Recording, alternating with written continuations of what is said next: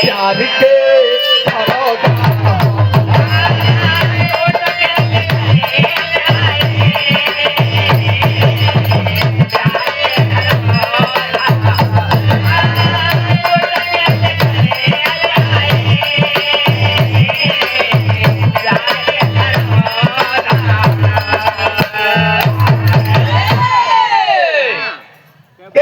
कहानी का शुरुआत होता भैया हो।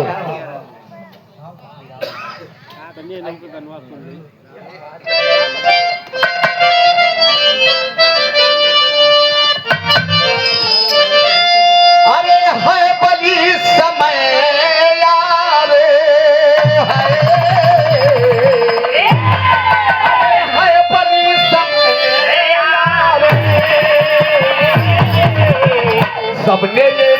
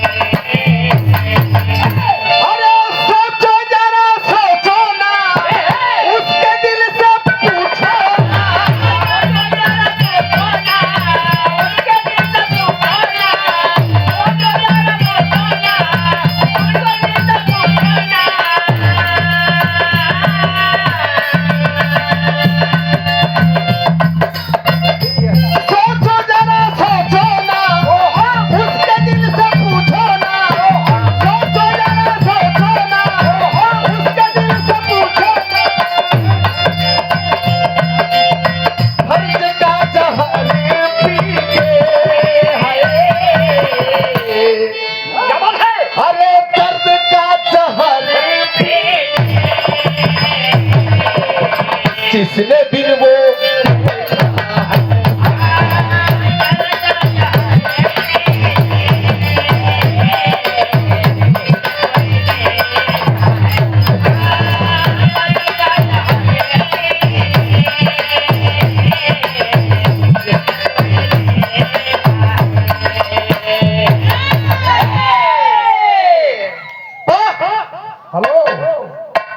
श्री यादव जो आपका जो कि स्वागत होगा।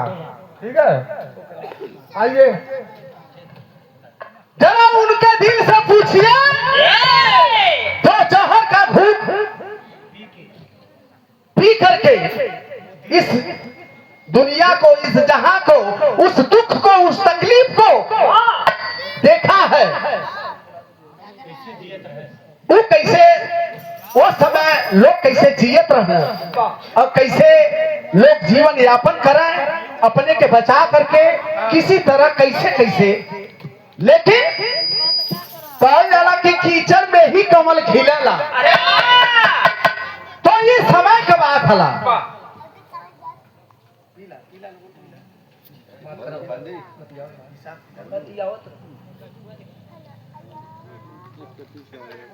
कीचड़ में ही कमल खिलेला। आप जैसन सामाजिक लोग, बुढ़वा पुरनिया दादा लोग, बड़ भाई गार्जियन लोग, ये सब चीज के हम लोग के बतौले हुआ, सुनौले हुआ तो कुछ जानकारी हो कि बाबा साहब इस देश के लिए वो काम करके गए हैं।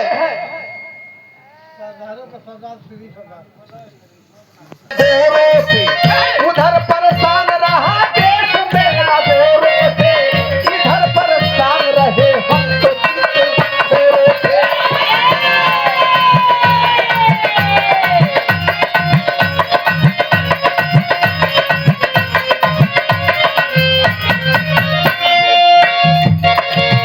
बन के आए बलिस्टर जी बाबा लंदन से, बन के आए बाबा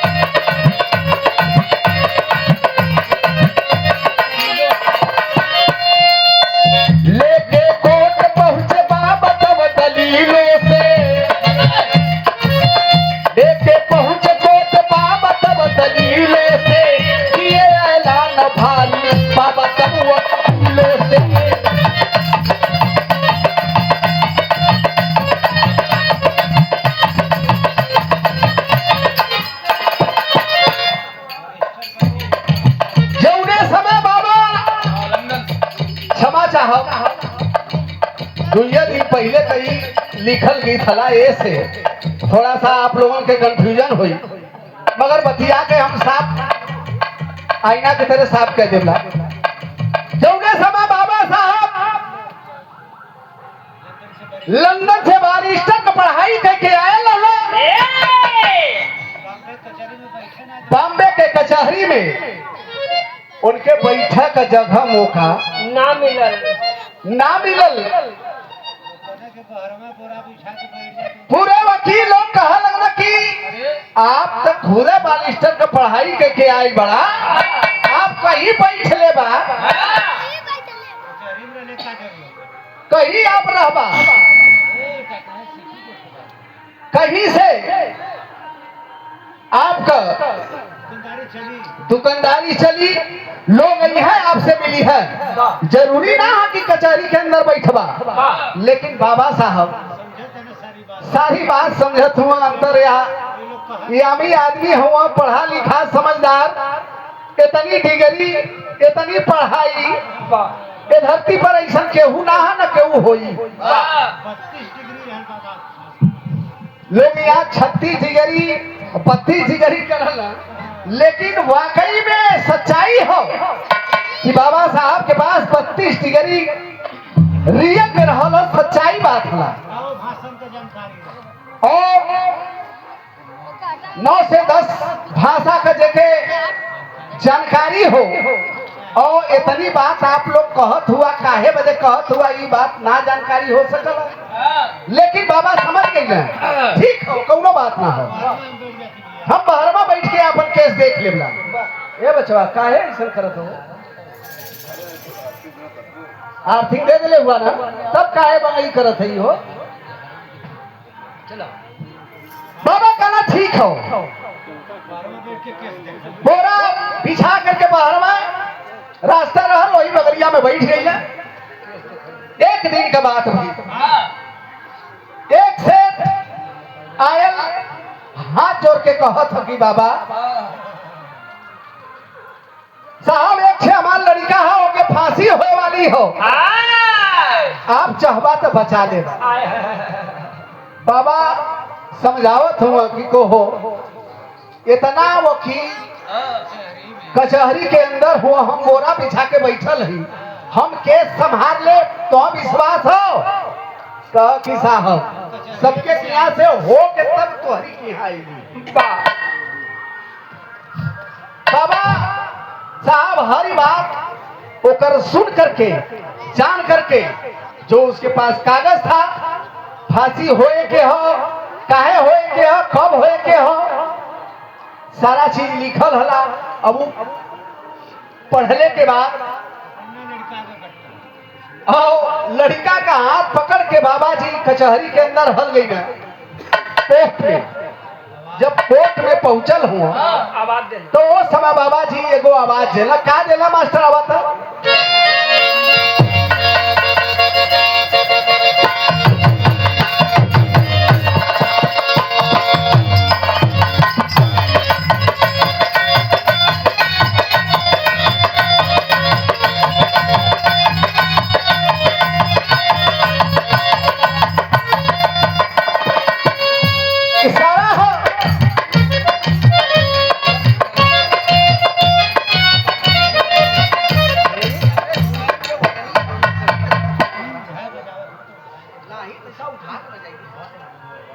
उठा के बोलबा तब ना।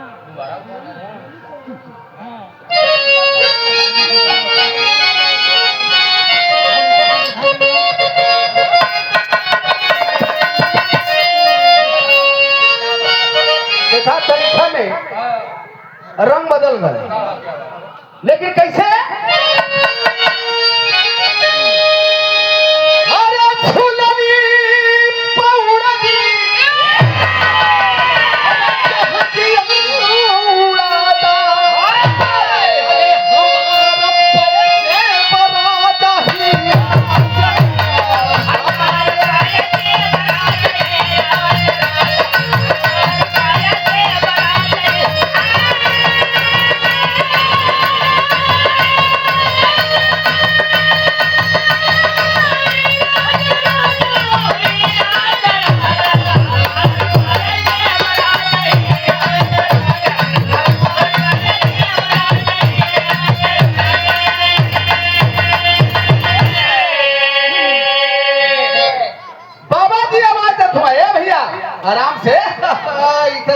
भाई आप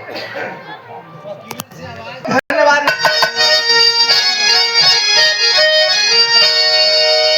अरे केहू बचाने, अरे नरका के सच्चा जान दे हम परदे का बच्चा।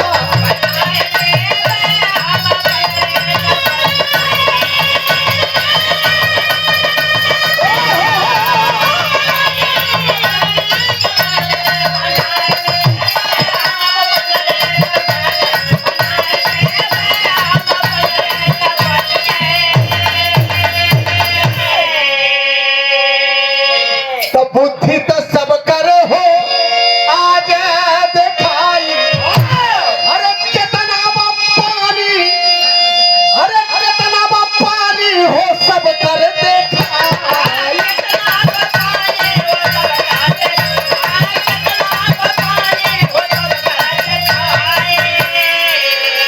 अरे होई वकालत, अरे होई वकालत अपनी परीक्षा बदले हम परदे का।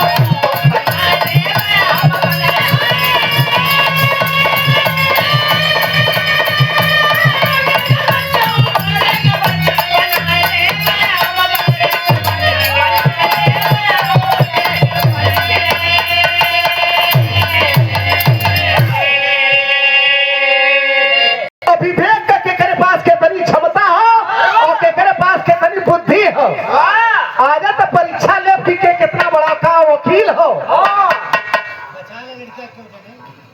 अगर हो केहू के पास क्षमता बुद्धि विवेक ते लड़का के फांसी हो से बचा ला लो, बखान दे तो लोग के मरते का बच्चा।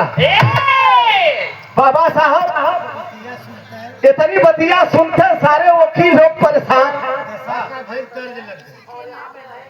दशा तो ऊ भयल, लेकिन ओकर पहले तर्ज लगला और तर्ज बदल के लगत हला। कैसे है मास्टर?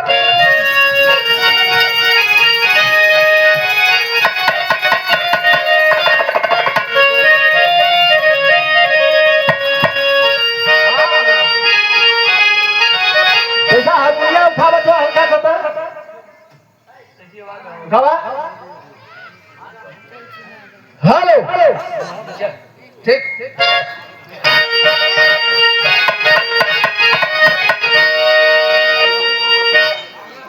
वो समय का जीत हो जब हमार जन्म ना भैल हो। बहुत बड़ा करल। अब बाबू रहला कि वो ना रहला ये ना बता सकता। लेकिन स्वर्गीय रामदेव गुरु जी और बुल्लू गुरु जी का जब बिरहा हो तो वो समय कवि जी लोगन यह गीतिये रखा जान बूझ के। हाँ कि केकरे पास कितनी पावर हला। कैसे?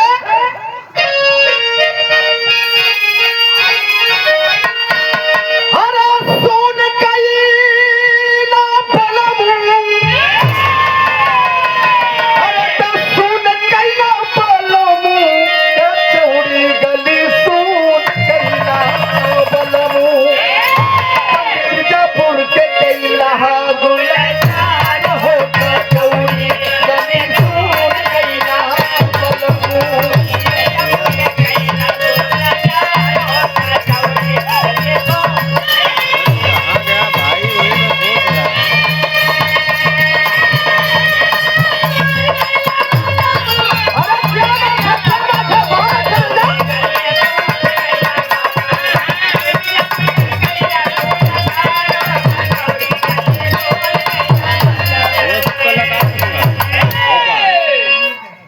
उधर देखो देखा अरे साइड में ऐसे खाली मत भैया। सोनू भाई वहाँ पे सोया क्या? उधर देखो उधर। अरे मेरे देहला बाबूजी, अरे मेरे देहला बाबूजी की जान सब करनी मेरे देहला बाबूजी। अत उठला तल, अरे तो उठ लागल माथा में पीर हो, जान सब करनी मेरे देहला बाबूजी।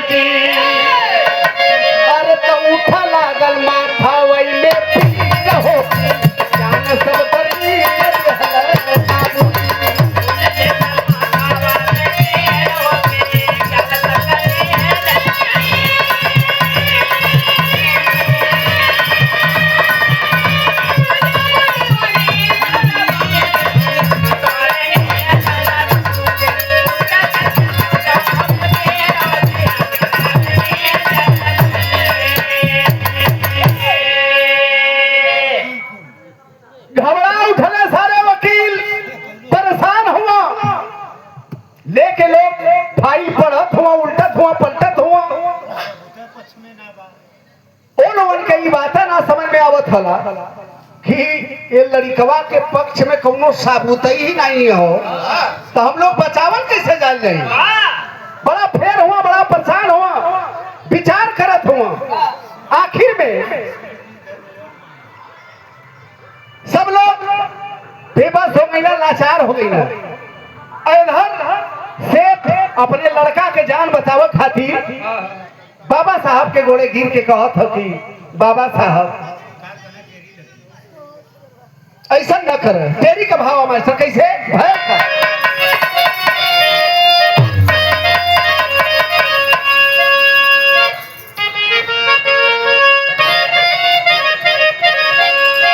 कि अरे मोरे राम हाय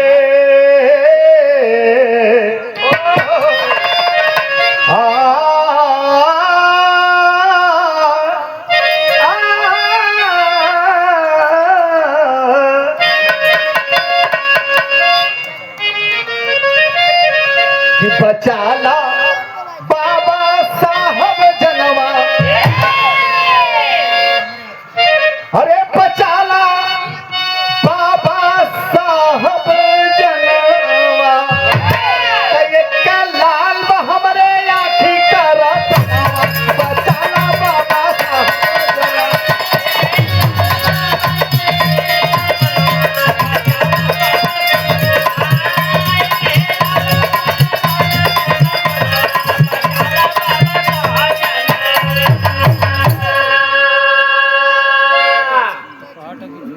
बाबा साहब अब तो ही चाहबा तो हमारे लड़का का जान बची।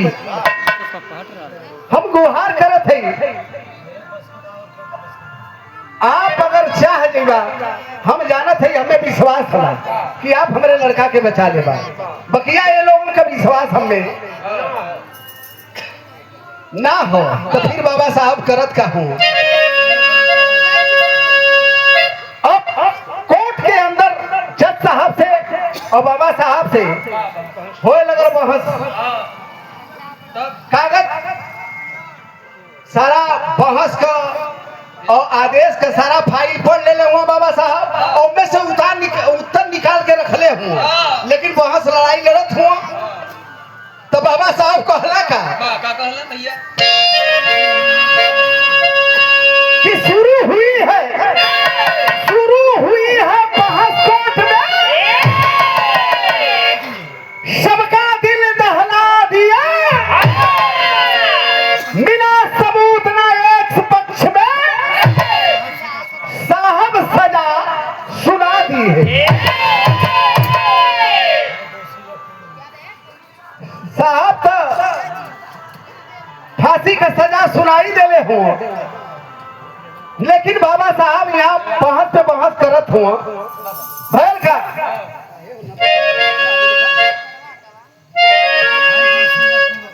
है दोषी यहाँ पूर्ण रूप से, जल्दी से हटा दो ना, ले जा करके जल्दी से इसको फांसी पर लटका देना। एक फांसी का सजा हम सुना दे रहे हैं और एक ले जाके फांसी पर लटका दा। अब ये बहस कैले के कोनो मतलब? जज साहब कैतरी बतिया सुन ले के बाद डॉक्टर साहब के सामने लिख करके देना कि हम इसको फांसी का सजा सुना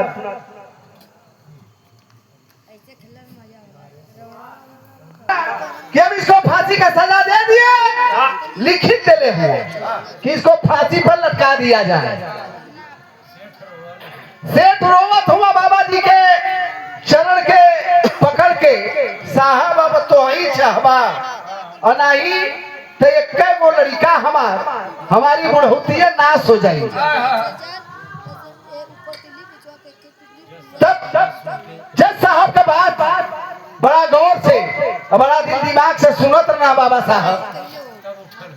बाबा साहब कहला कि तनी फैलिया हमके दे दे सरकार, आप लिख करके लिखित देले हुआ तो ऐसा फैलिया हमके दे देता। कोई बात नहीं है, ले जाइए, पेशकार रहत ले जाके वकील साहब बाबा साहब के हाथे दे दे। बाबा साहब में देखत हो पढ़त हो किसमें वही समय बाबा साहब आदेश देना, आवाज देना, वही समय गीत बजेंगे मास्टर। कैसे?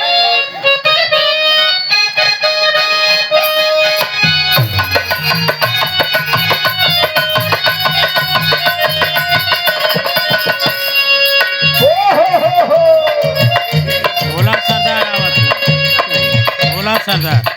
माता बहन लोग मौके पर और एक बड़ा मिजाज से बड़ा झूम के गावल। अच्छा तो ये ना लोगों के केहू कभी ना हो, खुदा कभी है। ये कब कैसे जोड़ के कहां से कैसे कहा कर दे रही है, समझे में ना आई। इशारा हो तरूपवा भयानक कैली फेरवा के सावरिया हे मायरिया।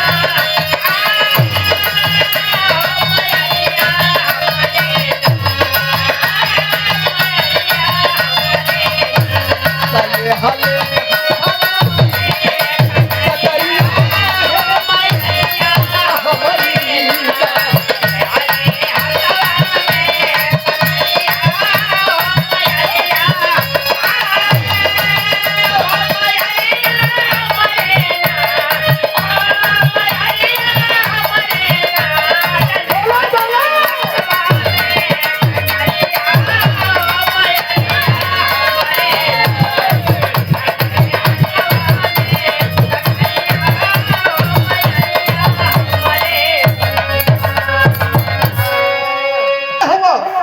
वही समय बाबा साहब खड़ा होकर के आवाज दिले। का आवाज दिले हुआ भैया, ध्यान दई है। कैसे?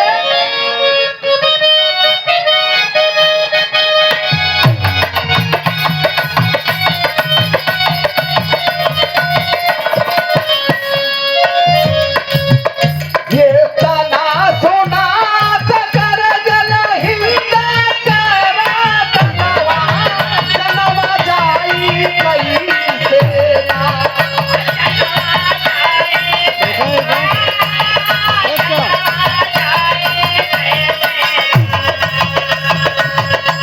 ये जनवा जाई कैसे ना, तो पहिले सुनवा बोले बयानवा जनवा जाई कैसे ना।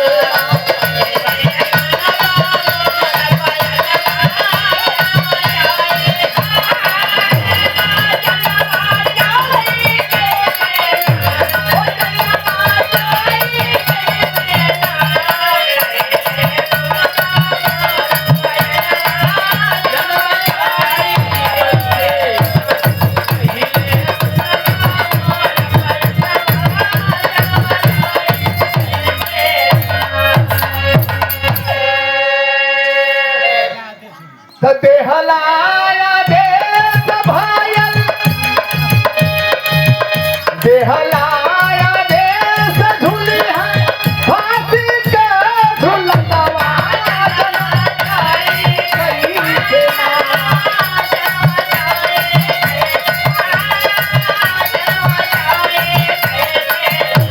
संखला बोलना भगवा जनवा जाई कैसे ना।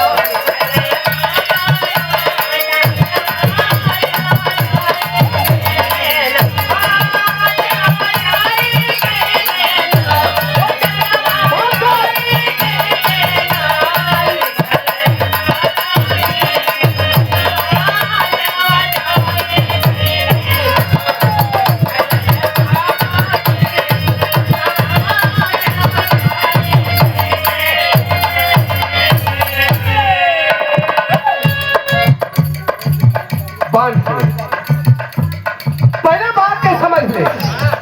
बाबा साहब खड़ा होकर के आवाज देना कि अरे साहब ये बताओ फांसी का सजा तो सुना देला आप, लेकिन का इसमें ये लिखल गयल हो कि इसको तब तक लटकाया जाए जब तक कि इसका मौत ना हो जाए। खाली आप लटकौने का बात लिखले हुआ कि फांसी लटका दिया जाए, तो लटका दीजिए, हमें मंजूर है। लेकिन अगर ये लड़का मर जाता है तो इसका भागीदार आप होंगे, मैं आप पे केस करूंगा। इतना बतिया सुनकर बाबूजी जज साहब का कुर्सी हिले लगला कापे कि अगर लटकी तो मौत तो जरूर होई, अब मौत होई तो हमरो सजा हो लिखला जाना। और लंदन से पढ़ाई करके आए हुए छोट मोट वकील बैरिस्टर समझौता कैले, समझौता करके लाचार होके बेबस होकर के कैला का। आइए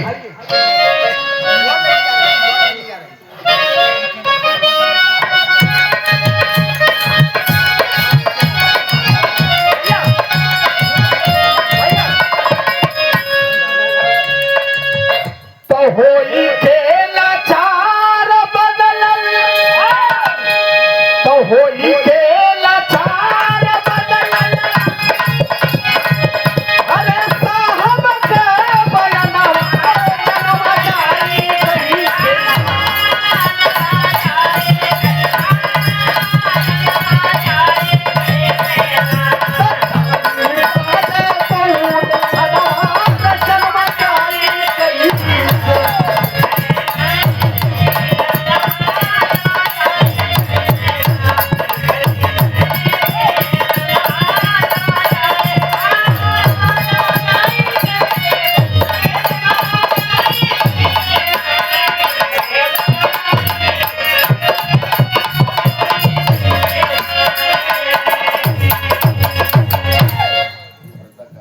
ए भैया हिसाब से रहा, मेहनत होता का करबे 4 बार। ठीक है, आगे आगे वही समय जज साहब के मजबूरी में फैसला बदले के पड़ल। तब से लिखाए लगल, समझ लेना कि अगर फांसी का सजा दिया था तो मौत के साथ दिया है, तब तक झुलाया जाए कि जब तक उसका मौत न हो जाए। लिखित है, तब से लिखित भयल। तो ये सब दिमाग का फेर हो, और पढ़ाई लिखाई ज्ञान बुद्धि विवेक present of mind, present of mind आपका अगर सही है तो आप हर जगह हर क्षेत्र में आप सफल हुआ। बाबा साहब का देन हो, वही समय से लिखाए लगल और लड़का का जान बच गया। तो उस समय भयल का। आइए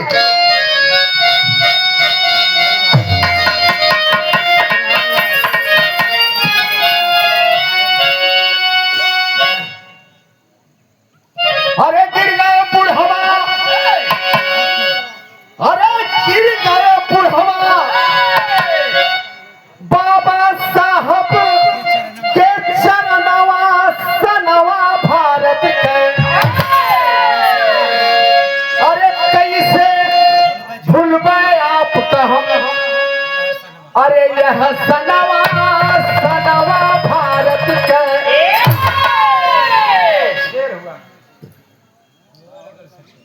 सेठवा इतनी बात सुनने के बाद ताली बजे लगल, लड़का आजाद हो गया।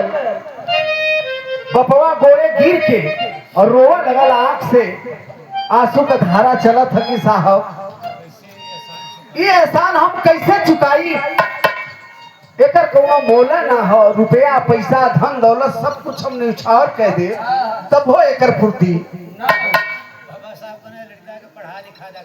बाबा साहब कहना कि शिक्षा बहुत जरूरी है और इस बच्चे को आप पढ़ाइए लिखाइए और इसी को समझदार बनाइए, यही आपके बुढ़ौती का सहारा बनेगा।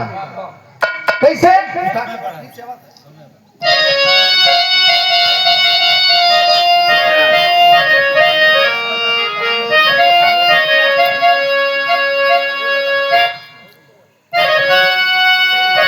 अरे गिर जाए बुढ़वा, अरे साहब के चरणवा सनवा भारत के। अरे गिर जाए बुढ़वा, बाबा साहब के चरणवा सनवा भारत के। अरे कैसे हम चूक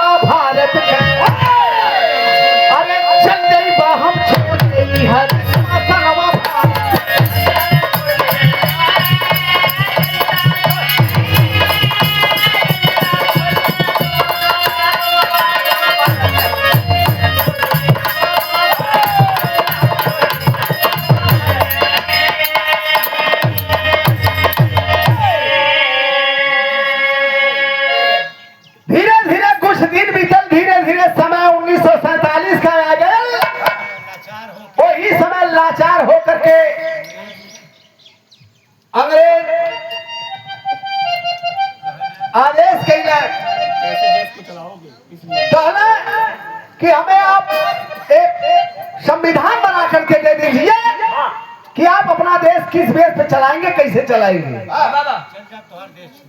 और हम वादा करते हैं कि उसी समय से हम लोग आपका वतन देश छोड़ करके चले जाएंगे अपने देश। फिर माथा सबका फेल भयल, एक से बढ़कर एक क्रांतिकारी से लेकर के पढ़ा लिखा नौजवान सारे लोग परेशान हो। आखिरकार हो ही का, हर काम कलम से होए के हो और गोलियां बारूद हर जगह काम ना करो। और ई कलम जवन काम कह दे ही, गोली बारूद चलाओ बदे भी कलमे का जरूरत हो। ओकरे आदेश अनुसार एक गोली चला देबा 302 का मुजरिम हो जाएगा। तो सही समय पर वो चले के चाहिए, तो पढ़ाई लिखाई के बेस पर चली और जगह से चले के चाहिए। वही समय आना है। आइए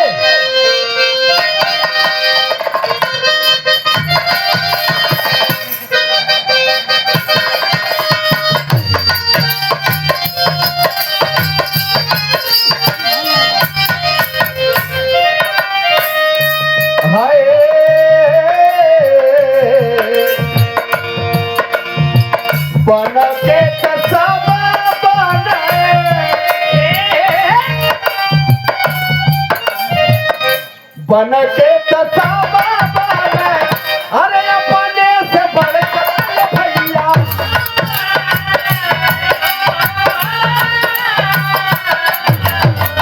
मौत में पिघला फिर सब कर हो देखा।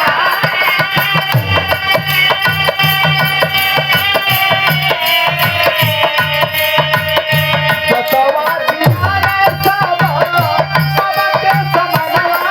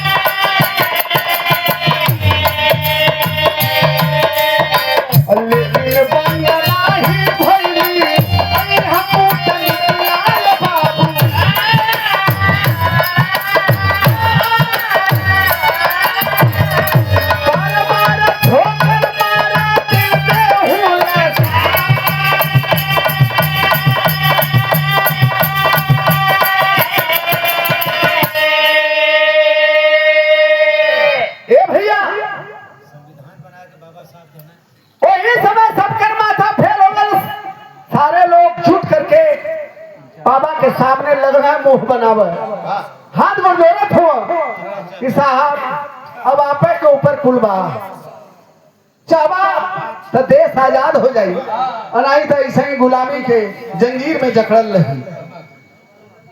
हेलो, सारी बात सुभाष, छेदी, अमर तीनों जने आजा भैया, स्वागत है आपको।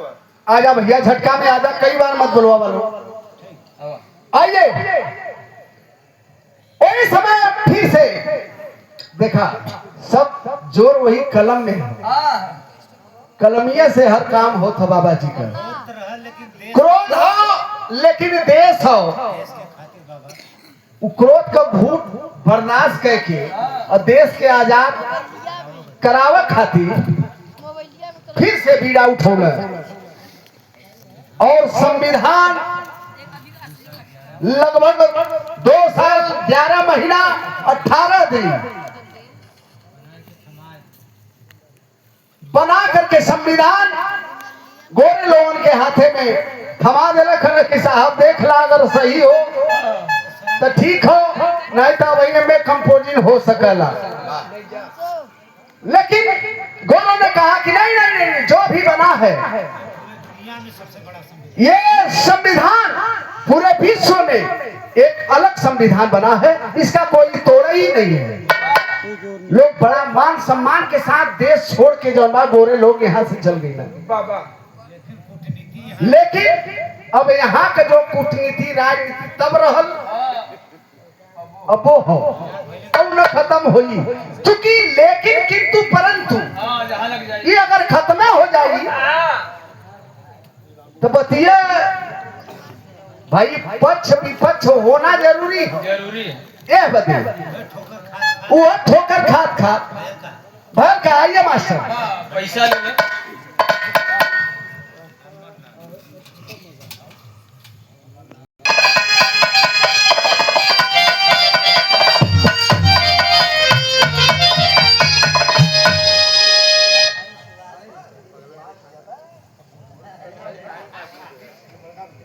और हमारे सुभाष भैया भारत का रत्नवा हो फेरी गई।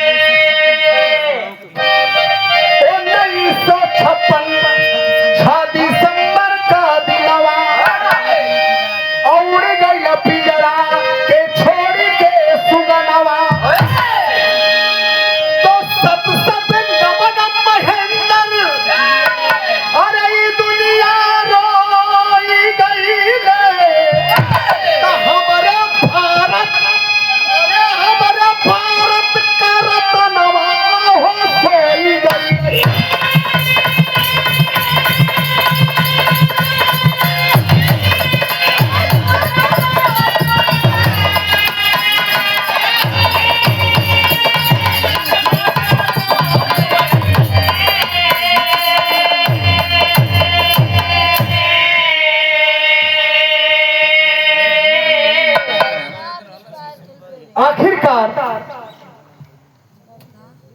बाबा साहब यही ठोकर का मतलब यही समाज का बात विचार भेदभाव राजनीति कूटनीति यही सब देखत समझत परेशान हो गई लोग। एक दिन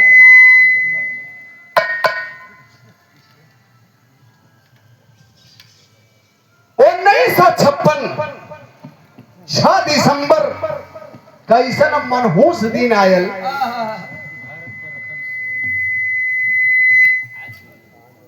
हमारे भारत का नवरत्न डॉक्टर बाबा भीमराव अंबेडकर जी सदा सदा के लिए ये धरती माँ के गोद में सो गई। तो सच्चाई है जो आया है उसको जाना तो तय है। यही से कहल गल कि मित्र लोक हला यहाँ के वो अजय अमर ना हो सकत। हाँ कर्म ही अजय अमर हो सकला।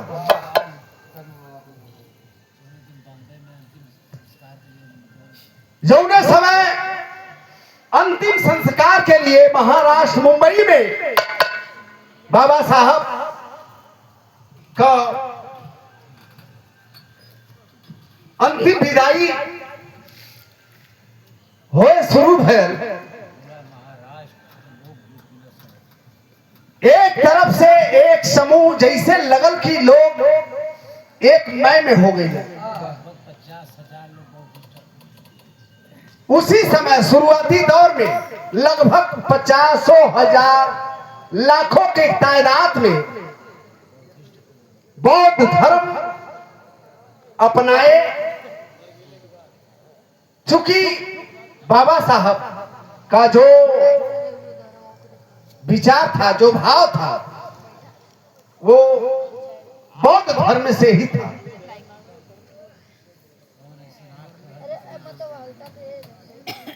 कोई ऐसा व्यक्ति कोई ऐसा शख्स